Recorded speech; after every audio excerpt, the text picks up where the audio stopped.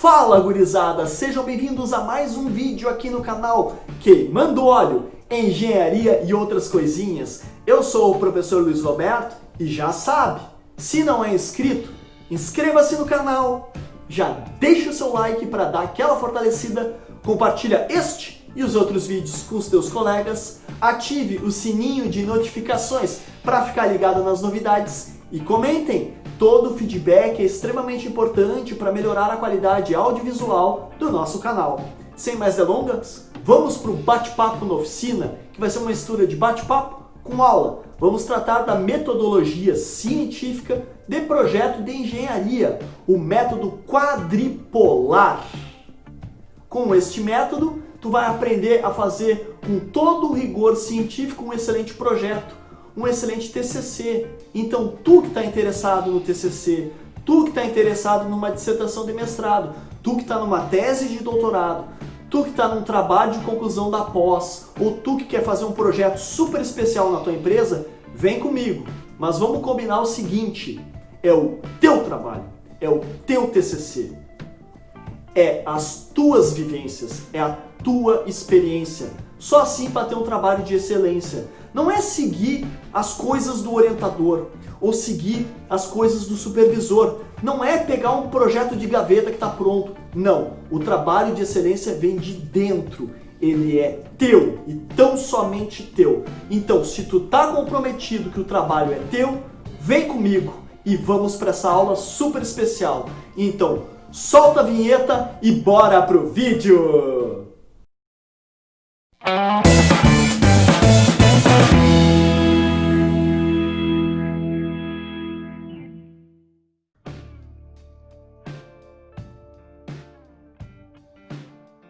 Então tá, pessoal, vamos para a nossa aula super especial sobre metodologia de projeto de pesquisa científica. É uma metodologia científica para projetos, sobretudo projetos de engenharia, tá bom? Eu sou o professor Luiz Roberto e já sabe, né? Já deixa o like, se inscreve, ativa o sininho, comenta e compartilha, tá bom? É o seguinte, a nossa aula vai tratar do modelo quadripolar de pesquisa, um modelo muito importante que é baseado num livrinho que eu tenho aqui. Esse aqui é um livrinho, tá? Que é a dinâmica da pesquisa em ciências sociais. Infelizmente é uma cópia.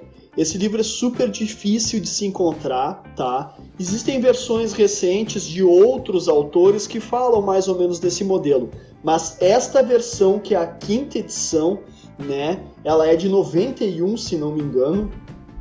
Ela é dos autores Paul de Bruyne, Jacques Herman e Marc de Choutit. São 3 franceses e eles tratam da dinâmica da pesquisa em ciências sociais. É incrível como as ciências sociais é que vai nos dar todo o suporte para as ciências exatas. Sim, é este aqui que vai nos dar o suporte para darmos continuidade no nosso projeto de excelência, tá bom? Todas as informações e detalhamento tá nesse livro. Talvez tu não encontre ele na internet com facilidade, mas talvez até num sebo. Então vai atrás porque vale muito a pena ter este livro, tá? Vai estar nas referências. Então vem comigo, vem para a aula de hoje. É uma aula bem importante, é uma aula que requer muito cabeça. Então a nossa simbologia vai utilizar 4 símbolos que aparecem no canto inferior do teu vídeo, né? Azul para cálculos, vermelho para dúvidas, amarelo para atenção e a prancheta tu pausa tudo e faz as tuas próprias anotações. O verdinho é quando a gente tem um fechamento naquele tópico, para verificar se está certo ou se está errado. Também é bacana tu pausar o vídeo e fazer mais anotações. Vem comigo que é uma aula super importante, ela é densa, mas ela vai fazer com que o teu projeto de engenharia seja de excelência, tenha todo um diferencial e se destaque dos demais. Vem comigo, tá? Vem comigo. Então tá aqui as nossas duas referências para essa aula, que é o livro da Dinâmica da Pesquisa em Ciências Sociais. Ele é de 91, ele é muito difícil de se achar. Existem outros livros de metodologia de pesquisa, igualmente bons, mas como este daí é difícil, tá? Se tu encontrar, agarra, que é muito bom. E claro, o nosso livrinho do Norton, Projeto de Máquinas, temos que puxar para a parte de engenharia, ainda mais na engenharia mecânica. Então vem comigo, que é muito importante. Nós vamos falar de uma metodologia de projeto de pesquisa científica. Então tá, calma lá. Essa aqui é uma aula bem geral, assim, né? Com uma metodologia passo a passo, mas ela é muito mais apreciada para quem está fazendo TCC, dissertação, tese, trabalho da pós ou ainda um projeto super especial na tua empresa, tá? Para quem está no meio do curso, talvez fique meio nebuloso, tá? Mas vem comigo que vale muito a pena, tá? Vamos lá, é o seguinte, vamos tratar do modelo quadripolar. Este modelo começa no pesquisador, no projetista, na tua cabeça. Então, esta bolinha aí, essa esfera pesquisador, é tu, magrão. É a tua cabeça. E nessa tua cabeça orbitam vários polos. Especificamente, 4 polos vão girar em torno da tua cabeça ao mesmo tempo. Então, os polos vão girar. E o primeiro polo é o polo epistemológico. O segundo polo é o polo teórico, o terceiro polo é o polo morfológico e o quarto polo é o polo técnico. Em linhas gerais, o polo epistemológico é o campo das ideias, o polo teórico são as referências, o polo morfológico é a metodologia e o polo técnico são os teus resultados, as tuas discussões, as tuas descobertas e como é que tu vai dialogar de forma técnica com as outras pessoas. Então, esses polos, eles ficam orbitando na tua cabeça quando tu tem ideias. Se tu não te lembra como ter ideias e como capturar as ideias, tem um videozinho, vou botar um card, vou botar na descrição, vai lá e assiste o vídeo referente a os projetos, projeto conceitual, projeto executivo, projeto de melhoria e o campo das ideias. Assiste aquele vídeo que vai te ajudar muito. Então vamos aqui para o nosso modelinho dos polos orbitando na cabeça do pesquisador, do projetista. E vamos tratar primeiramente do polo epistemológico. Ele envolve os métodos. Então, a epistemologia, se tu olhar bem, é o campo das ideias e ele cruza diretamente com o teu método, com a tua metodologia. Então, estes dois conversam muito, assim como o teórico conversa com o polo técnico. Num trabalho de conclusão, se tu já anda lendo trabalhos de conclusão, dissertação de mestrado e teses, tu vai ver que lá no resultado e discussão, o cara vai lá e usa um resultado dele e puxa com o resultado de uma teoria, de um artigo, de um paper que ele estudou, que ele pesquisou. Ele faz comparações com outros autores da área. Então o técnico conversa com o teórico, assim como o epistemológico conversa com o morfológico. São as tuas ideias que vão definir os materiais, os métodos e a metodologia na qual tu vai seguir. Então, nós temos vários métodos dentro do polo epistemológico. Dentre eles, a dialética, a fenomenologia, a quantificação e o método hipotético dedutivo. Se eu parar essa aula para explicar cada um destes, esta aula vai durar umas 10 horas no mínimo. Mas assim, espero que tu entendas que nós da engenharia caímos muito na quantificação e no método hipotético dedutivo. A gente parte de considerações, hipóteses, delimitações para chegarmos em algo. Então a gente parte de uma hipótese e deduz essa hipótese. Também quantificamos muito quando são aqueles trabalhos estatísticos, cheios de quantificação.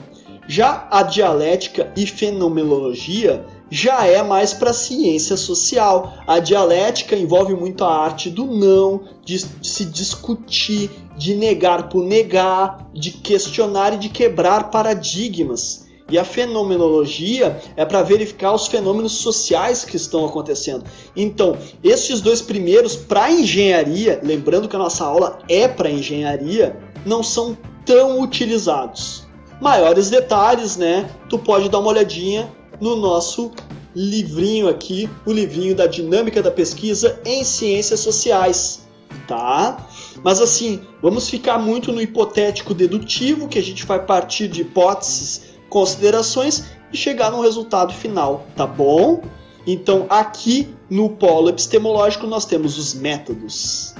Vamos para o polo teórico, que são as referências. E aí tu tem positivismo, compreensão, funcionalismo e estruturalismo.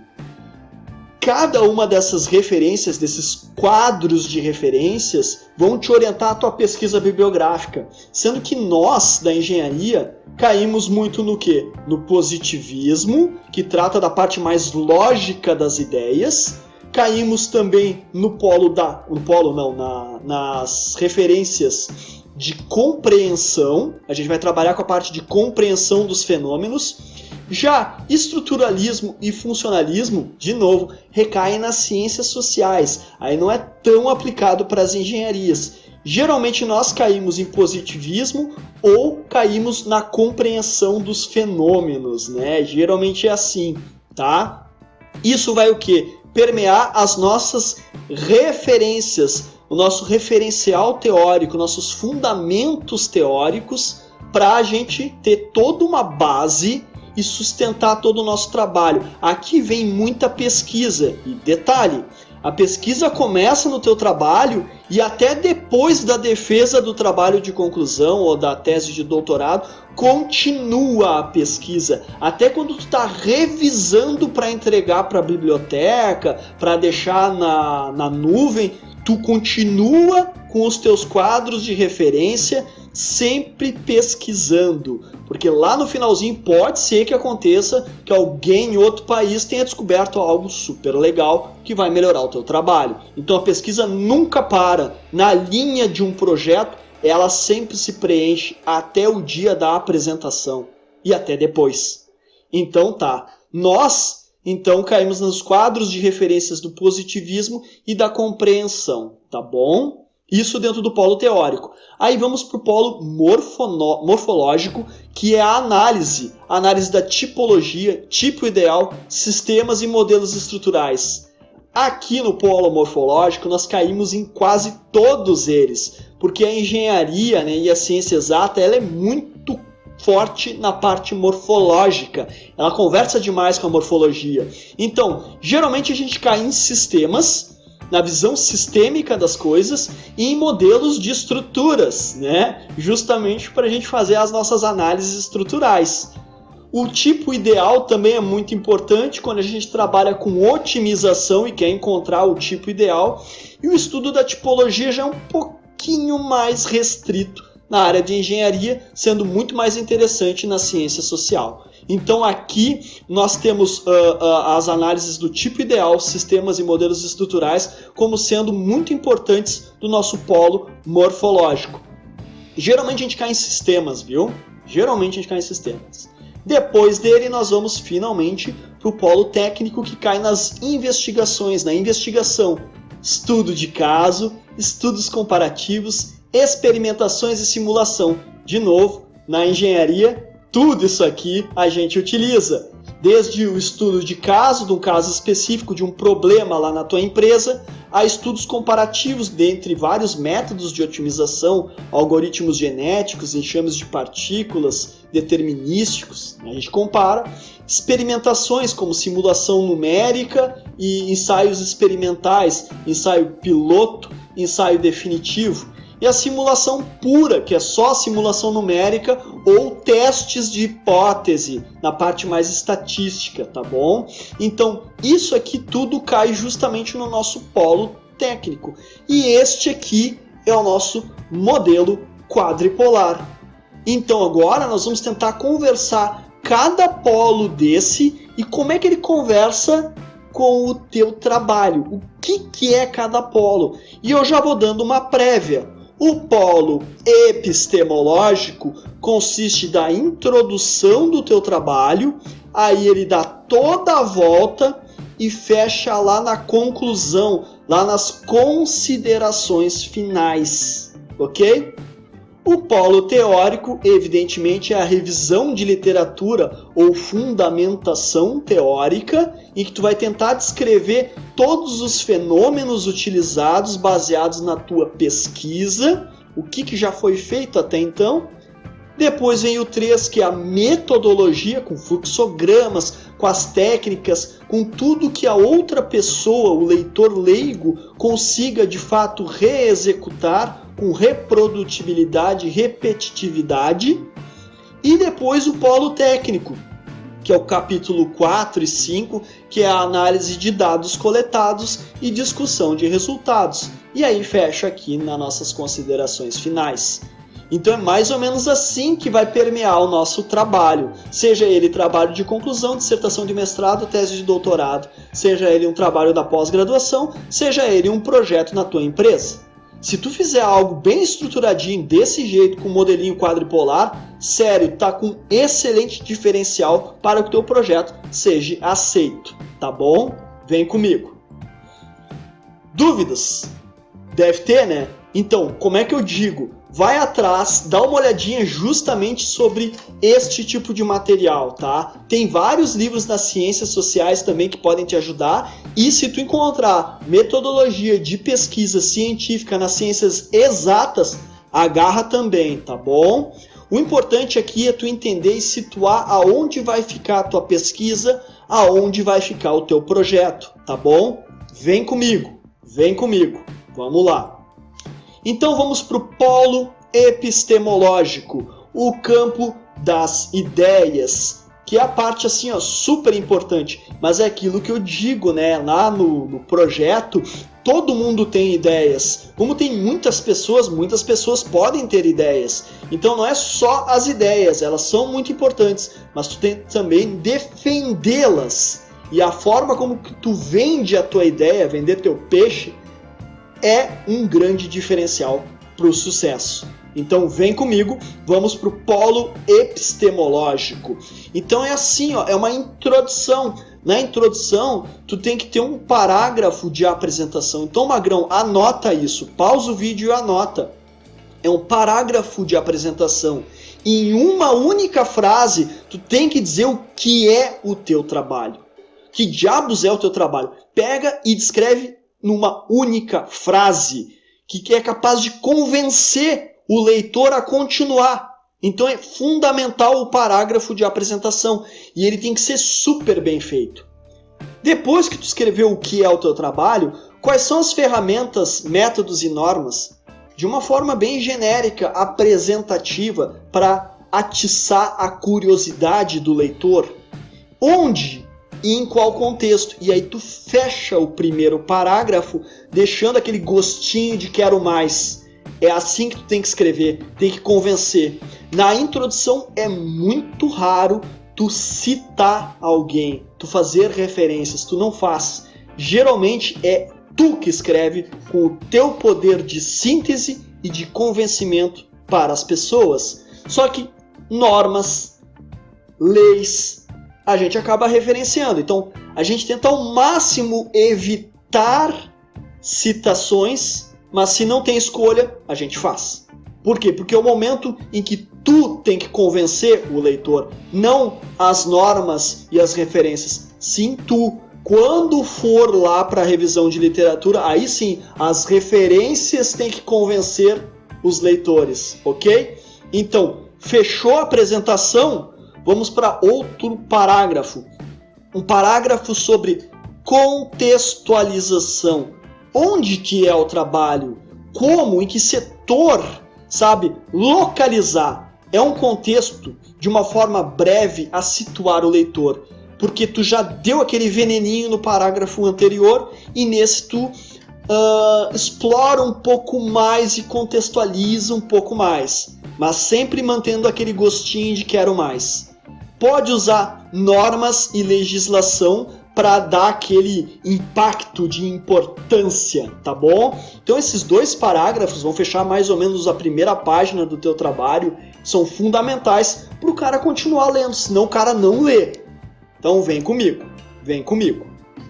Depois vem um parágrafo da problematização, porque assim, tu apresentou e deu o contexto, agora tem que dizer a problemática. Pô, tu tem que dizer que tem um problema a ser resolvido. Projetos de engenharia geralmente são feitos para corrigirem problemas, tá? Tu faz a problemática, geralmente é uma pergunta, é um questionamento, é uma quebra de paradigmas, é o momento de se conversar.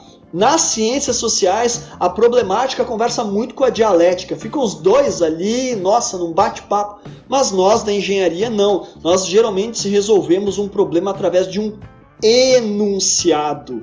E aí que tá, geralmente a problematização, e este parágrafo, é uma pergunta em aberto. Ela pode ser uma pergunta direta com ponto de interrogação, ou ela pode ser meio escondida, que vai lá e atiça ainda mais a curiosidade de descoberta do leitor. E ela vai embasar a formulação do problema mais pra frente, ok? Então é fundamental aqui saber escrever e convencer através de uma problemática realista, tá bom? E depois tu vai finalizar com um parágrafo de execução. Como é que tu vai executar para resolver esse problema? E aí tu puxa um pouquinho da metodologia. Não que tu vai botar a metodologia inteira aqui, tu não vai botar, mas tu vai atiçar ela. Como a gente viu no modelo, o polo epistemológico ele vem reto na morfologia. Então aqui é o momento de tu indicar, né, atiçar o leitor a dar uns passos a mais. Pô, como é que ele vai resolver esse esquema? Bah, será? Putz, não sei. Então é nesse caminho. Tu vai botar ali ensaio experimental, simulação numérica, análise analítica, vantagens e desvantagens da ferramenta. Tu vai dizer, essa ferramenta é muito boa por causa disso, disso e aquilo, mas ela tem custo computacional elevado. Tu nunca vai enaltecer as desvantagens. Tu vai enaltecer as vantagens. Tu tem que vender o teu peixe, é lógico. Mas é bacana tu dizer que tem algum probleminha, algum detalhezinho. Seja sutil nesse momento para não estragar tudo e não entrar em contradição. Diz a vantagem e dá uma mascarada na desvantagem para deixar a coisa no elas por elas, para que o leitor queira continuar a ler o teu trabalho, o teu projeto, ok? Então vem comigo. Depois que tu escreveu a introdução, tu vai entrar no 1.1, que é situação do problema ou contexto. Lembra que tu escreveu um parágrafo sobre contextualização? É mais para situar. Agora, aqui, tu tem que descrever e introduzir o contexto de uma forma mais profunda. Vai dizer o onde é que ocorre, a localização, atualidades, contemporaneidade, ambientação. E aí eu falo para os meus alunos, uma imagem vale por 1000 palavras. Por exemplo, um trabalho sobre empilhadeiras, em que as correntes sofrem danos por fadiga e se rompem. Vai lá e bota uma foto da corrente rompida. Pronto! Tu conseguiu situar todo o problema numa única foto. E eu estou falando isso porque eu já vi e presenciei a genialidade de muitos ex-alunos meus que pensaram nisso e foram geniais e são hoje profissionais de sucesso. Justamente por isso.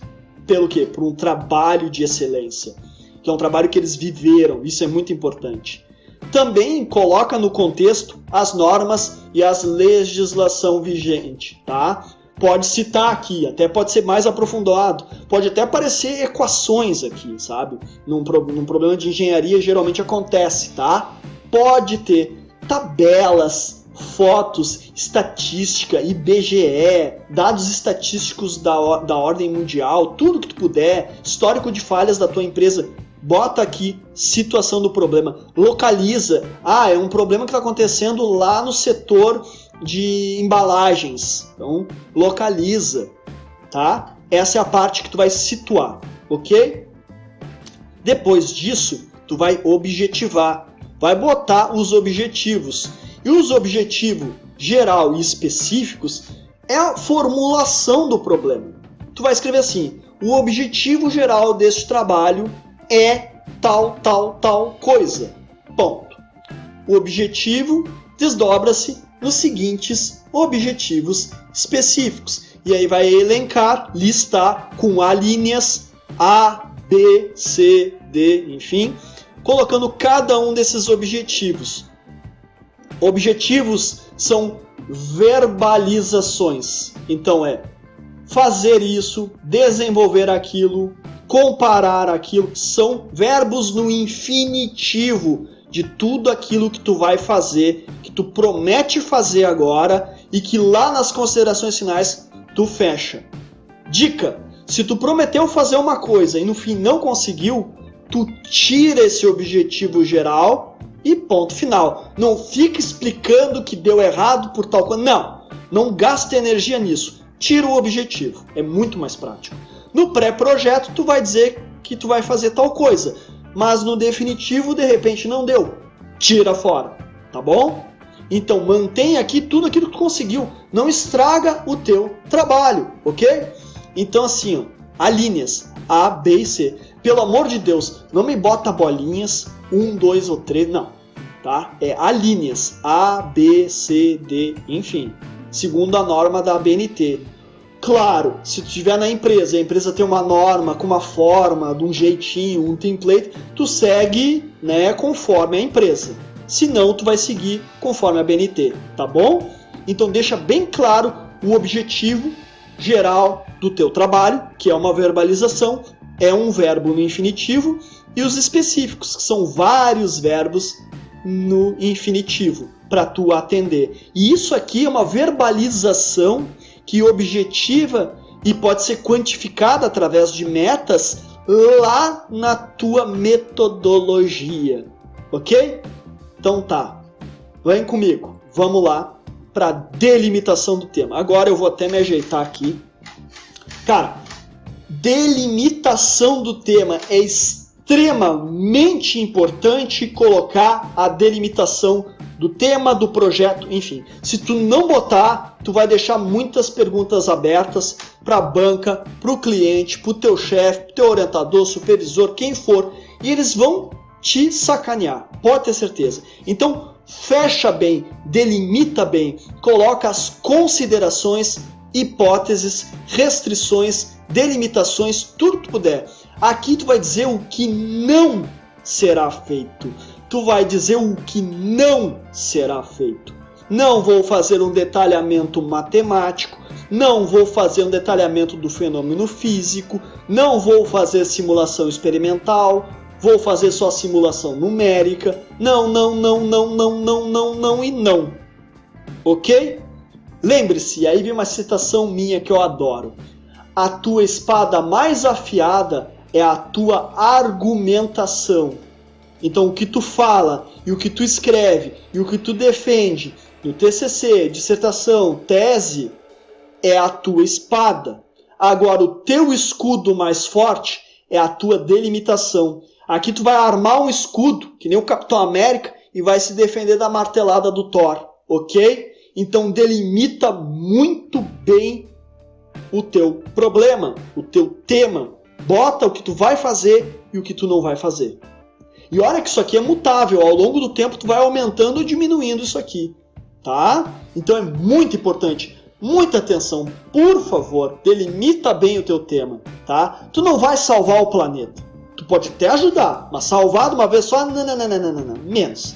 Delimita e torna as coisas factíveis, que tu consiga fazer, tá bom? Então vamos lá. Controle das ideias. É fantástico isso, porque no vídeo anterior, assiste lá, eu falo sobre o controle das ideias. Porque às vezes a gente tem muitas ideias. Tem gente que não tem ideia, e tem gente que tem muitas ideias. E fica tudo no raso. Tu tem que parar, controlar e dizer, ó, vou fazer isso, isso, aquilo, e deu. Ponto final. Não controla tuas ideias. Não começa a dizer que tu vai fazer um monte de coisa, aí depois não faz nada. E aí vai apresentar e fica uma porcaria. Não faz isso. Delimita bem, controla a tua ansiedade, controla as tuas ideias, anota, coloca em projetinhos futuros, work in progress, vai, segura, te segura, vai indo na manha e delimita bastante para ser factível no prazo, tá? Vem comigo. Justificativa. Também tem que ter. Justificativa é no contexto de aplicação. E aí é interessante o quê? Atualidades. Aí é interessante o quê? Vivência, experiência de vida, experiência de trabalho, conversar com os colegas, conversar com o supervisor, orientador, amigos. Tu tem que ter um contexto, uma aplicação. É aproximar da realidade, da sociedade, da comunidade, da indústria, da ciência. A justificativa tem o apelo. E aí, de novo, uma imagem vale por 1000 palavras. Assim como a gente colocou lá na situação do problema para tu localizar, aqui tu vai pegar numa parte mais sensível da sociedade. E é interessante, uma imagem, uma frase de efeito ou alguma estatística muito forte que convence e justifica o trabalho no enfoque socioeconômico. Pega bem isso. Se o teu trabalho não tem esse enfoque, cara, tu vai ter que procurar de alguma forma colocar isso, senão ele não se torna justificável, tá? Então, atenção aqui. E agora vem, depois da delimitação, vem a motivação, que para mim é fundamental. Assim, ó, tá lado a lado com a delimitação. A motivação é a preferência pessoal. E como eu disse no início do vídeo, o trabalho é teu. Não é do teu orientador, não é do teu supervisor, ele é teu. Se tu não viver o trabalho, sério, magrão, vai ser bem fraquinho. Tu tem que viver o trabalho, tu tem que sofrer com o trabalho, tu tem que sangrar com o trabalho. Que daí, dessa forma, tu vive ele na pele e vivenciando ele na pele, tu finalmente consegue, né, ter uma boa desenvoltura, ou seja, ter domínio do trabalho. E com o domínio do trabalho, tu defende ele com muita mais garra. É óbvio, tu viveu ele. Faz toda a diferença. Então tu tem que viver o trabalho. Não é um trabalho do ego do orientador ou do supervisor. É o teu trabalho. Porque vai o teu nome, depois vai o nome do orientador, depois vai o nome do supervisor. É o teu momento, ok? Então, bastante atenção aqui.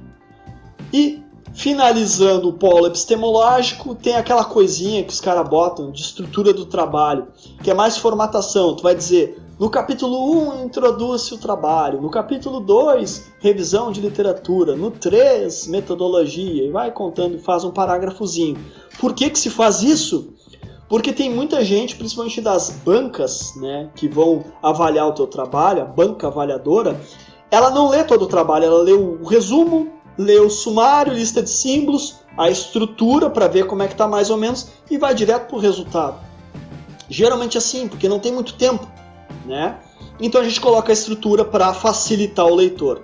É uma frescurinha, mas geralmente se tem, tá? Então coloca aqui a estrutura do teu trabalho, na forma de um parágrafo bem escrito. Para a gente finalizar, né? Parágrafo tem que ter um tópico frasal, o desenvolvimento e um tópico final. Então, no mínimo, são 3 frases separadas por ponto ou mais. Na ABNT sugere-se entre 8 a 10. Para nós da engenharia, escrever 10 frases sobre um assunto é complicado. A gente escreve muita coisa com pouca coisa. É óbvio, as fórmulas matemáticas são para isso, dizer um monte de coisa com pouca letra. Essa é a ideia. Então, escreve um parágrafo aí com 2, 3 frases, 4 frases, tá de boas. Se tu não conseguir as 10, acontece, né? Então tenta fazer, mas não escreve o parágrafo de uma frase só. Evita isso, tá bom? Então vamos agora, né, finalizar. Vamos fazer o nosso check aqui e vamos para o próximo polo. Estão comigo? Tá tranquilo? Pausem o vídeo e façam as tuas anotações, tá bom? Então vamos para o polo teórico. Esse aqui é escrita. Esse aqui é leitura. E antes da gente iniciar, já vou dizendo, pega no teu computador, faz as pastinhas, coloca os temas né? Cada tema que tu está avaliando, cada objetivo do teu trabalho vai gerar 1 ou 2 autores, cada palavra-chave gera 1, 2 ou 3 autores daquela palavra-chave, e tu organiza a pastinha na pastinha do teu trabalho e coloca os artigos científicos, papers de congresso e livros referentes àquele assunto. E aí coloca o nome, o sobrenome do autor e o ano, para te facilitar depois na hora de escrever as referências. Este é um momento de extrema organização. Primeiro, para não ficar lendo um monte de coisa. E segundo, depois que tu leu, dá uma pausa. Daqui a uma semana, tu escreve um resumo daquilo que tu leu. Porque tu não pode parafrasear, tu não pode plagiar, tu tem que escrever citações indiretas, ou seja, as tuas interpretações daquilo que tu leu. Então tu tem que ler e dar um tempo, cara, para vir com palavras diferentes, com a tua sensibilidade para escrever aquilo que tu leu, a tua interpretação, tá? Tu não lê e logo em seguida já escreve o resumo, senão vai ficar uma cópia, uma paráfrase. Não faz isso, tá bom? Tendo isso em mente, vamos então para o polo teórico. Mesmo esquema, começa com uma revisão de literatura ou fundamentação teórica, depende do nome que tu quiser. É um parágrafo de apresentação. A partir de agora, todos os capítulos do teu trabalho vai ter um parágrafo de apresentação. Neste parágrafo de apresentação, antes de iniciar as subseções, tu vai apresentar o capítulo, enunciando cada subseção, lista e elenque as palavras-chave e os termos de pesquisa aqui na revisão de literatura. Então aqui no primeiro parágrafo, 3 frases, tu vai apresentar o que é, elencar as subseções e dizer as palavras-chave, a área, o tema, onde tu pesquisou. Deixa aqui no primeiro parágrafo. Apresentou, agora sim, agora a gente vai dar continuidade, o próximo passo. Próximo passo, 2.1, objeto de estudo, fundamentação técnica. Veja bem, fundamentação técnica. Tu vai apresentar o teu objeto de estudo. Se tu está estudando eixos, tu vai apresentar eixos. Molas, molas. Suspensão, suspensão. Cabine do veículo. Volante do caminhão, volante do caminhão. Corrente da empilhadeira, corrente da empilhadeira. Arma de fogo, arma de fogo. Ou seja, tu vai colocar tudo que tu está estudando a respeito desse objeto, mas sobre a ótica mais tecnicista. Por quê? Porque vai vir com desenhos, projetos, patentes, figuras, imagens, gráficos, mais tecnicista e funcional, menos teórico. Parece loucura falar isso, mas na verdade é o seguinte, tu tá amanciando. Tu apresentou, vem devagarzinho mostrando o que é a suspensão, como é que é, McPherson, é assim, assado, usado, papapá, desenho, figurinha. O cara vai lendo e vai gostando. Por quê? Porque é suave. Tu tá na teoria, mas tá suave. Por quê? Porque tá na parte mais técnica. Lembra que o polo teórico conversa com o polo técnico? Pois é o momento de ter um pedacinho de técnica para mostrar e amanciar a carne antes de vir com um teorema maluco ali e assustar o cara logo de vez.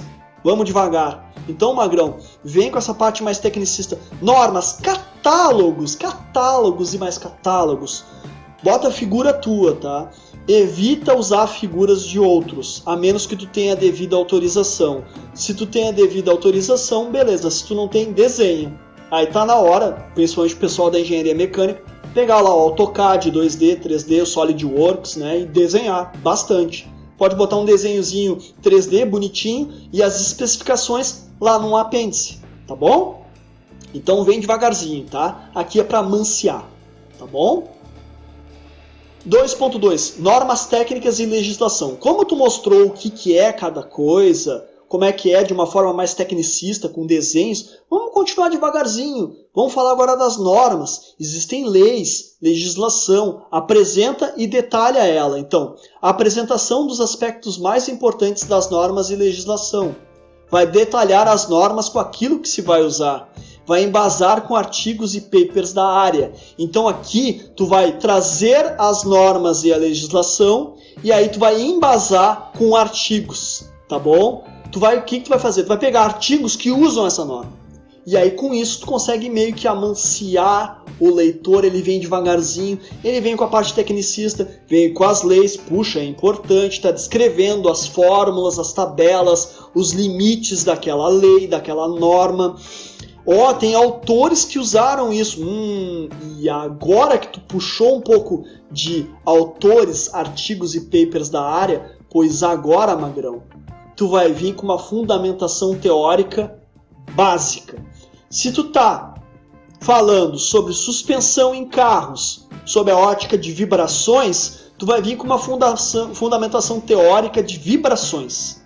Uma forma mais genérica, conforme os livros consolidados na área. Agora tu vem com os livros, não é papers, é livros, tá? Modelos tradicionais, simplificados, teóricos, referências de grandes autores, vai puxar grandes teoremas aqui, grandes princípios, como o teorema do impulso e da quantidade de movimento, vai utilizar conceitos como frequência natural, tensão de cisalhamento, vai vir com esses fatores, com esta parte teórica mais genérica que está em todos os livros, sob o ombro de gigantes. É uma pesquisa que a gente chama pesquisa de base.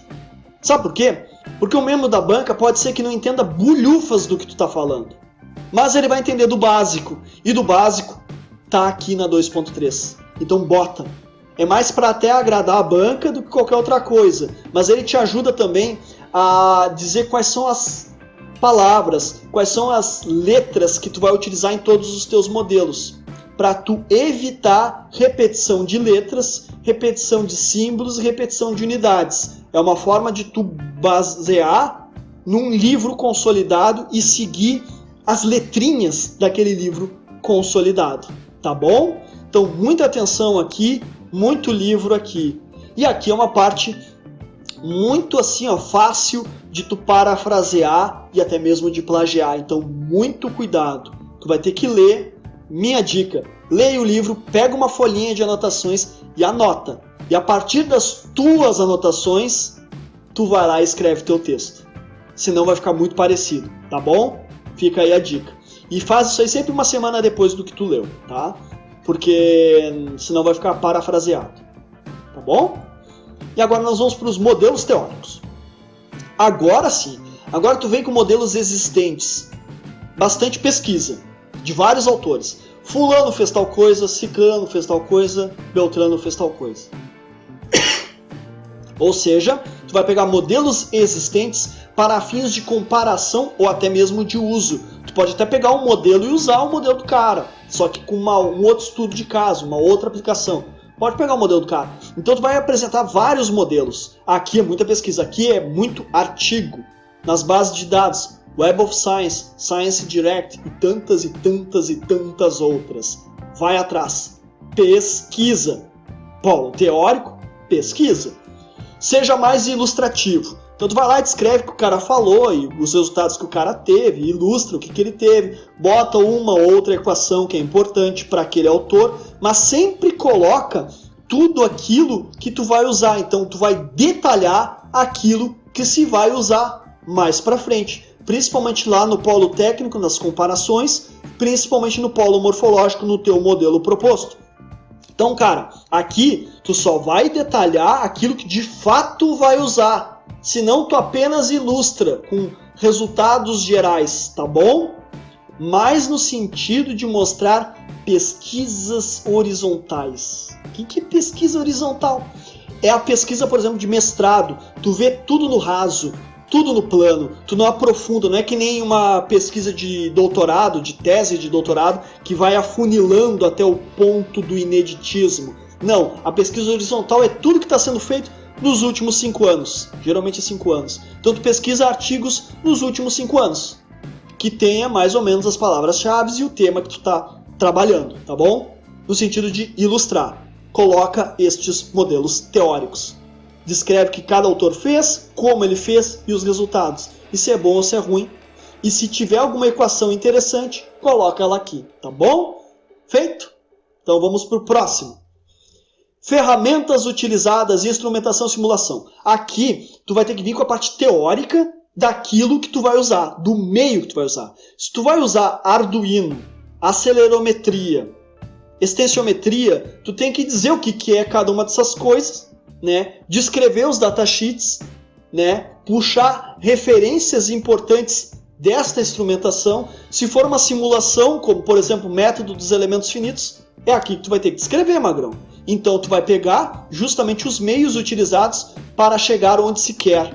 A instrumentação, medição, a parte experimental ou não, simulação numérica e prototipagem. Tudo isso aqui tu vai ter que escrever bem.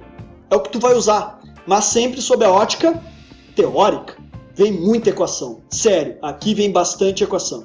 Sério, é o momento para tu destrinchar a ferramenta utilizada. Tá bom? Vamos pro próximo. Pesquisas recentes. Agora a gente vai fazer o fechamento do polo teórico. Tu vai dizer aonde se deseja chegar. Tu vai dizer, ó, fulano agora fez isso, Beltrano fez aquilo. São as pesquisas recentes de todos esses assuntos, aglutinados ou não. Tu vai puxar aqui as novidades e as possíveis quebras de paradigmas. Como? Como é que tu vai quebrar esse paradigma? Magrão, tu quer saber como é que eu quebrei? Então vamos pro próximo capítulo. Na metodologia tu vai entender como é que eu comecei a quebrar esse paradigma. Então, esta sessão aqui é uma sessão de chamariz e fechamento. Quem tem a manha de escrever aqui, ó, ganha qualquer leitor nessa parte. Porque puxa pesquisas recentes e até dá para usar essas pesquisas recentes lá no polo técnico como comparação. Então aqui a gente vai fechar o nosso polo teórico com uma marquinha linda e maravilhosa indo para a próxima etapa, tá bom? Bastante texto aqui, tá? Percentual de texto depende de cada um, tá? Às vezes tu bota umas tabelas malucas, umas figuras muito grandes, tem mais página. Aí tu tem que jogar no apêndice, se é feito por outro autor. Aí tu vai botar apêndice, se é por outro autor, é anexo. Enfim, tu vai ter que te organizar. Mas assim, às vezes acontece no polo teórico ser bem grande, né? E às vezes ele é bem pequenininho. Tudo depende do tema, tá? Então, fechou aqui? Beleza? Vamos pro polo morfológico. Então tá. Tu teve a tua ideia, estruturou a tua ideia bem bonitinha, pegou a tua teoria, fundamentou toda ela linda e maravilhosa, amanciou a carne, convenceu o autor, puxou coisas recentes, tá tudo lindo e maravilhoso. Tá, magrão, mas o que tu fez? E aí vem o polo morfológico, tu vai detalhar e mostrar o que tu fez. Então, é uma forma de passo a passo, é uma metodologia, é uma materiais e métodos. Então vamos lá, metodologia, materiais e métodos, depende de como tu tá escrevendo. Se é mais teórico, tende a ser metodologia, sabe? Se tem dedução matemática, modelo matemático, simulação numérica, metodologia. Se é experimentação, materiais e métodos, né? Se é experimentação, ensaio experimental, materiais e métodos. De novo, começou uma nova sessão, um parágrafo de apresentação. Apresenta o capítulo, enunciando cada subseção, lista e elenca as palavras-chave e os termos da sua metodologia. Então aqui, de novo, 3 frasezinhas, um parágrafo lindo e maravilhoso apresentando o que vai vir. Tá bom? E aí tu vai vir no 3.1, fluxograma de execução. Já vem com fluxograma. Tu vai descrever e formatar as etapas de execução, uma sumarização. É tipo um sumário. E isso aqui conversa com o sumário do trabalho, tá? E aí tu vai botar algo bem visual, autoexplicativo, com parágrafos que explicam cada etapa e cada parte do fluxograma da tua metodologia, para que o cara leia aquilo, olhe aquilo e consiga reproduzir e repetir, tá? Tu não vai dar tudo de mão beijada, mas essa parte tem que estar linda e maravilhosa para que qualquer um consiga executar. Qualquer pessoa ou qualquer equipe consiga executar. Detalhamento agora aqui é a chave. Então faz um fluxograma lindo e maravilhoso. Pode ser vários, não precisa ser só um. Geralmente tem 3 fluxogramas. O fluxograma do trabalho como um todo, o fluxograma da metodologia utilizada e um fluxograma do método ou da ferramenta utilizada. Por exemplo, tu tem um fluxograma do TCC inteiro. Como é que começou a pesquisa bibliográfica, onde é que foi, bababá. Depois tu tem um fluxograma do que tu vai fazer. Vou fazer uma análise de vibração. E depois tu tem um fluxograma que tu vai utilizar sei lá, tu vai utilizar a otimização por enxame de partículas, que é outro fluxograma, ou pseudocódigo, tá? Então tu tem geralmente 3 grandes fluxogramas para serem descritos, tá? Geralmente se coloca um aqui, tá? Ou 2 aqui. E aquele que é do trabalho como um todo, tu pode botar lá na situação do problema, lá na introdução ou em alguma outra parte, tá bom? Também dá para colocar aqui sem problemas, desde que tu descreva e explique cada fluxograma, cada etapa e cada parte, tá bom? Aqui tem que ser muito bem escrito. 3.2. Modelagem, sistematização. Lembra que eu falei que tem a parte dos sistemas? Nós estamos no polo morfológico? É aqui, né? Então aqui vem a parte de cálculo. É o modelo adotado ao proposto. Vem as equações de todo o teu modelo, tu vai botar todas aquelas sopinhas de letrinha, dimensão, limites, tabelas, tudo. Unidades, escrever, detalhar. É só detalhamento para reprodução e repetição. Tem que estar impecável. Não pode errar um sinal. Nenhum subíndice, nenhum sobrescrito, nenhum subscrito, nem nada. Não pode errar nada. Se tu errou aqui, magrão, como é que eu vou confiar nos teus resultados? Não pode errar. Fotos, equações, desenhos, tabelas e figuras. Não pode ter erro nenhum aqui. Senão tu está comprometendo todo o teu trabalho. E aqui tu vai explicar o porquê das coisas. Tu vai dizer que aqui tu usou uma equação de acoplamento da dinâmica vertical com a dinâmica lateral. E por que tu está usando isso? Tu vai ter que explicar tudo aqui. Vai ter que descrever tudo aqui. Se tiver que embasar e puxar citações, vai ter que citar, tá? Então aqui é um misto, né? Do que tu, como pessoa, quer fazer e tu, como pessoa, descobriu pesquisando. Vai misturar aqui, vai fazer uma baguncinha. Mas tem que ter. E aqui, se tiver que citar, vai ter que citar também.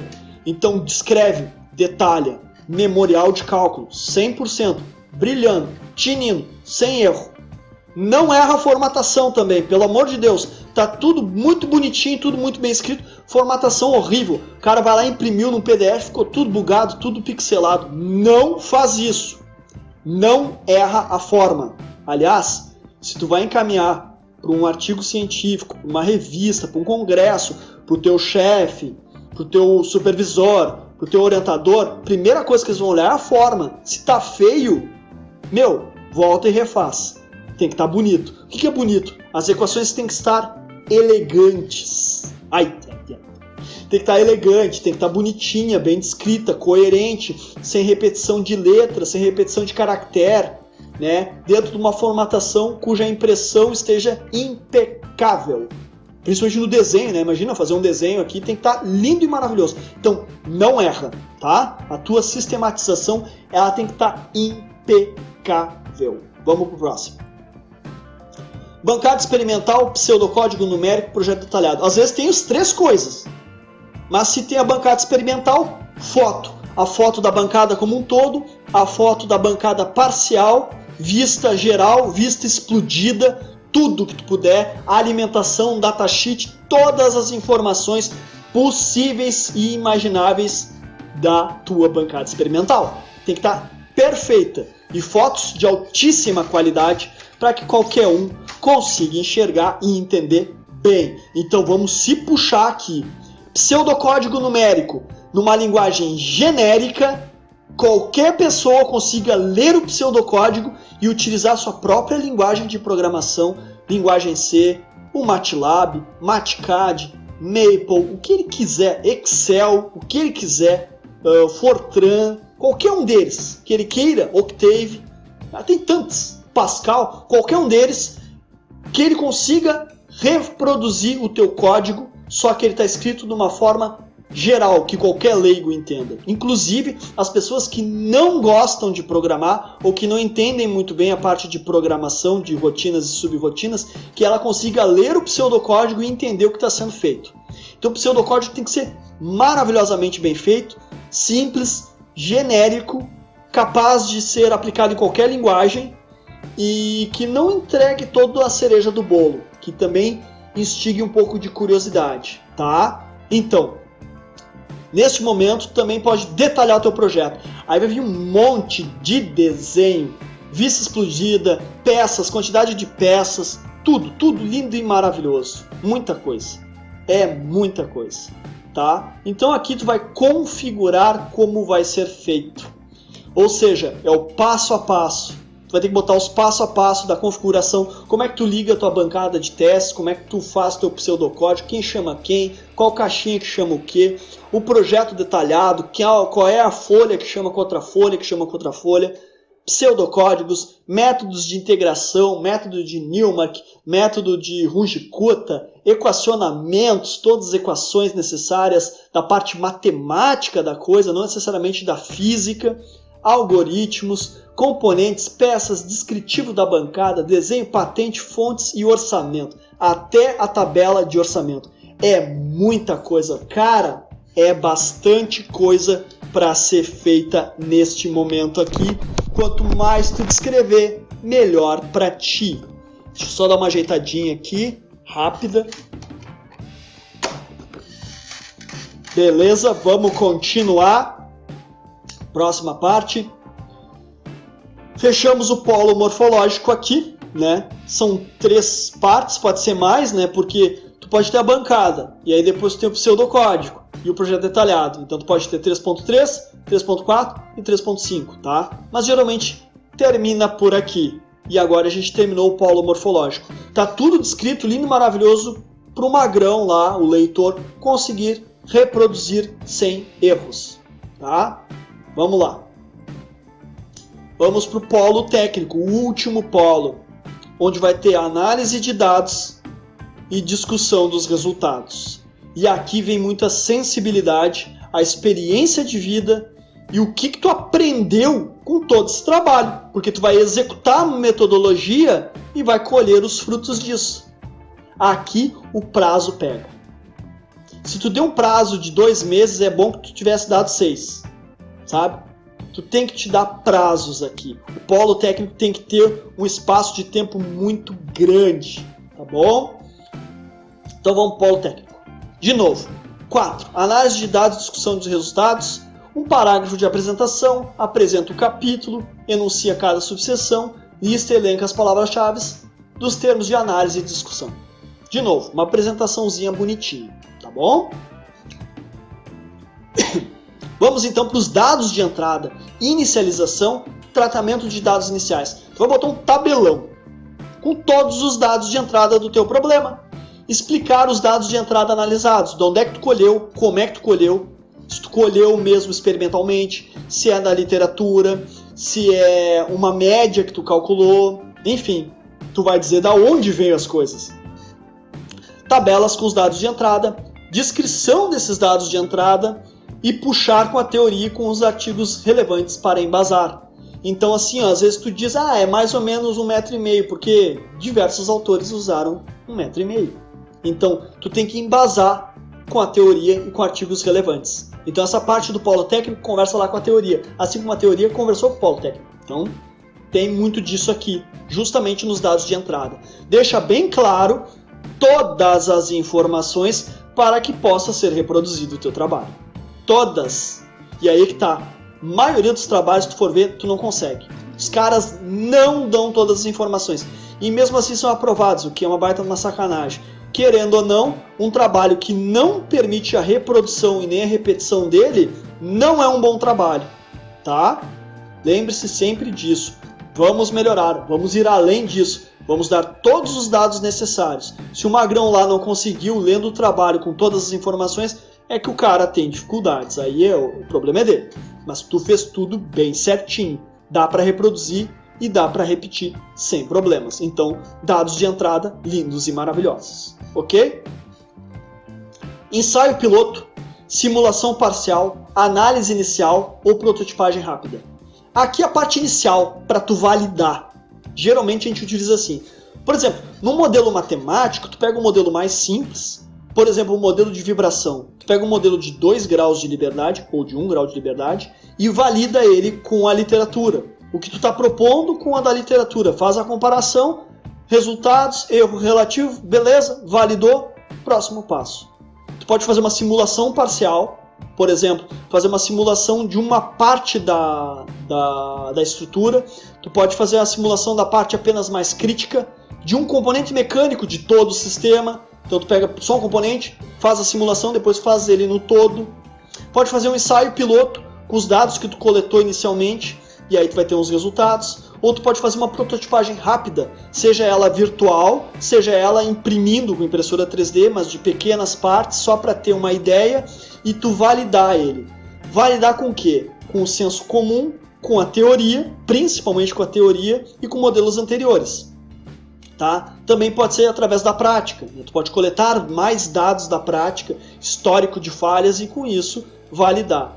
E aí, qual é a grande sacada desse momento aqui do 4.2? É descobrir e elencar os problemas encontrados. Aqui tu vai ter muitos problemas, muitas dificuldades, e aqui tu vai descobrir e elencar elas, e como é que tu vai tratar para resolver esses problemas.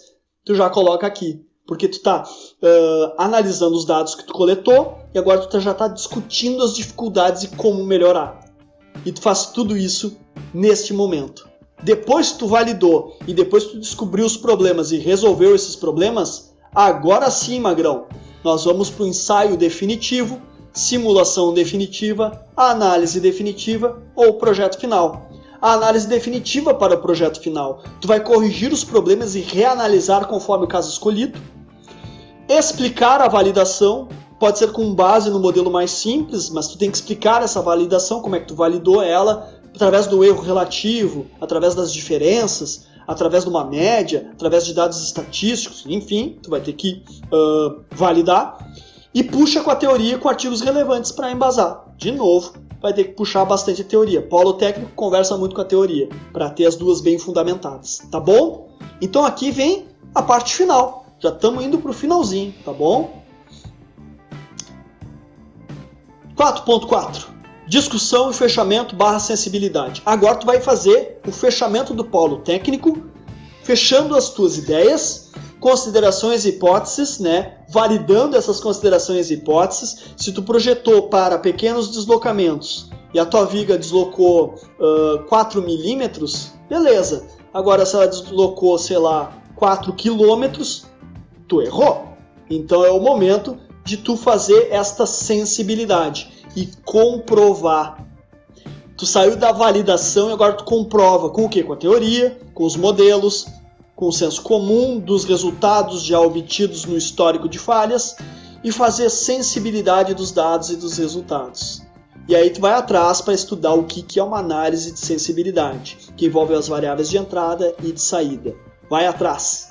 Tu vai ver que a análise de sensibilidade nada mais é do que uma análise de derivadas. Faça essa análise de sensibilidade para ver se tudo que tu está fazendo é robusto frente a pequenas perturbações. Imagina que tu tem todo um modelo, todo um jeitão, uma metodologia biruta, tu faz daquele jeito, deu um resultado. Aí tu dá um leve peteleco e aí já dá um resultado totalmente catastrófico.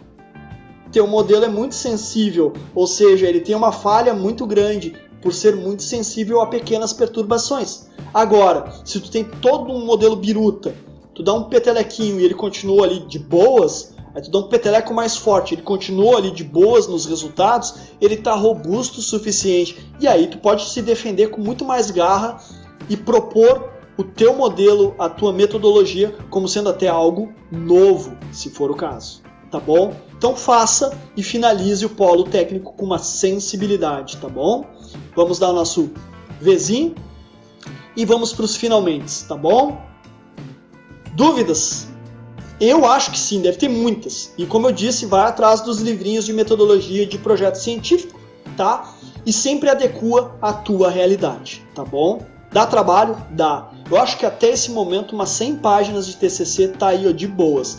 Existem TCCs que são menos, então tu vai ter que proporcionalmente reajustar tudo isso, tá? E existem TCCs que são muito mais, tá bom? Então tudo depende da onde tu tá querendo vender o teu peixe, tá?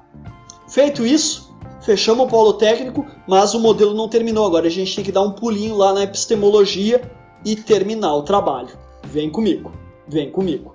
Vamos lá. Polo epistemológico. De novo. Sim, A gente começa e termina no campo das ideias, é lógico? Vamos lá. Vamos nas considerações finais ou conclusão. Geralmente é considerações finais, porque conclusão é algo que tem um fechamento mesmo e não permite trabalhos futuros. Quando se permite trabalhos futuros, é mais considerações finais. Então o que tu vai fazer? Um parágrafo de um resumo de tudo que tu fez. Tu vai fazer um resumão. Eu fiz isso, foi feito aquilo, elencar tudo que foi feito, os principais resultados e explicações e fechamento do trabalho. Tudo num único parágrafo.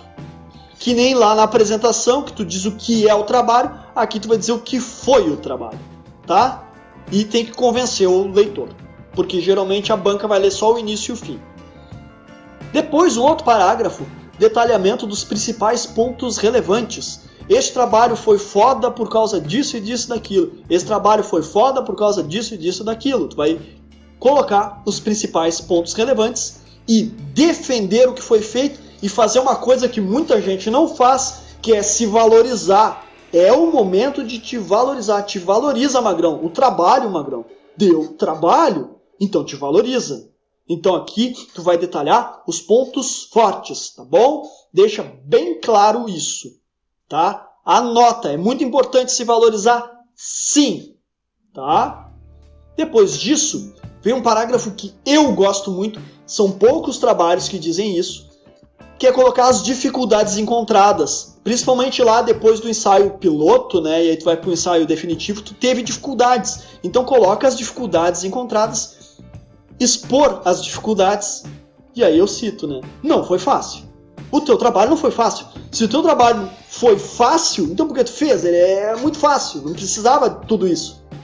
Com certeza, se é um trabalho de conclusão de curso, tu está concluindo algo muito foda. É uma dissertação de mestrado, é uma pesquisa ampla, muito foda. É uma tese de doutorado, é uma pesquisa muito profunda, muito foda. É um trabalho de pós-graduação para mudar o mercado. É muito foda. É um projeto dentro da tua empresa para salvar ela do buraco. É muito foda. Certamente não é fácil. Se não é fácil, coloca as dificuldades. Elenca. Até porque essas dificuldades vão te ajudar para o próximo e último parágrafo, que são sugestões para trabalhos futuros. E aqui eu, com a minha experiência, eu saliento. Cuidado com o roubo de ideias, principalmente da banca. Por mais que a banca esteja ali, no momento da defesa, ela é a tua inimiga. Então assim, Magrão, querendo ou não, tu tá lá para te defender dos ataques dela e, com o teu argumento, atacar e convencer elas. Então assim, às vezes a banca rouba a tua ideia na cara dura. Ela vai lá e diz que o teu trabalho é ruim, te coloca para baixo e ele vai lá e pega a tua ideia. Então, muito cuidado com o roubo das ideias. Isso acontece muito no meio acadêmico também. E como nós vivemos numa competição muito acirrada, muito cuidado com o roubo de ideias. Então, quando tu faz sugestões para trabalhos futuros, coloca sugestões que são ou muito trabalhosas, ou muito difíceis, ou aquilo que tu já está trabalhando. Então aí que tá. Sugere trabalhos que já estão em andamento por tua parte, que a gente chama de work in progress. Lembra lá no controle das tuas ideias? Pois é, tem uma outra ideia que já está, né, sendo trabalhada. Então, né, tu pode sugerir algo que tu já está fazendo e que já vai publicar daqui a 2 toques. E sugerir trabalhos de grande dimensão. Trabalhos que exigem muita pesquisa, muito tempo, né, ou que exigem recursos maiores. Que daí o Magrão, se tentar roubar a tua ideia, ele vai ter que ter um recurso. E aí tu não conseguiria fazer no tempo hábil porque tu não tem o recurso. Aí fica elas por elas, aí não é tão roubo de ideias. Mas toma cuidado quando tu deixa a bola quicando aí e o outro Magrão vai lá e faz o gol. Não deixa, tá bom? Sugere, mas sugere com ressalvas. Eu acho que isso fecha o polo epistemológico e o trabalho, e aí a gente já está indo para o finalzinho da nossa aula super especial. Precisamos colocar as referências, né? Porque tudo que tu faz tem referência. Então tu vai botar as referências, depois que tu terminou as considerações finais, e as referências conforme a norma vigente. Importante inserir as referências conforme for citando o texto.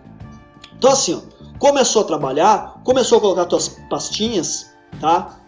no final de cada capítulo, tu já vai elencando e inserindo na formatação as tuas referências daquele capítulo, para depois fazer um juntão lá na referência final, geralmente em ordem alfabética. Então, ao longo do texto, tu vai colocando conforme tu foi citando e conforme tu foi pesquisando. Mas lá na referência tu vai ter que botar em ordem alfabética, tá bom? Ou conforme as orientações. Mas já vai fazendo isso, não deixa para fazer no final. Outra coisa que tu não pode deixar para fazer no final são a lista de símbolos. Lista de símbolos já vai fazendo ao longo que tu vai escrevendo, senão tu vai te ferrar. Lista de símbolos dá muito trabalho. Vai na manha, vai fazendo ela aos pouquinhos à medida que tu vai escrevendo o teu trabalho, tá bom?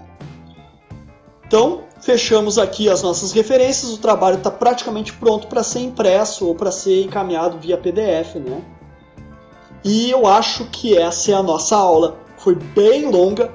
É um bate-papo na oficina com aula, uma mistura aqui, né? Um tudo junto misturado. Mas eu adorei fazer isso, eu precisava compartilhar isso com vocês.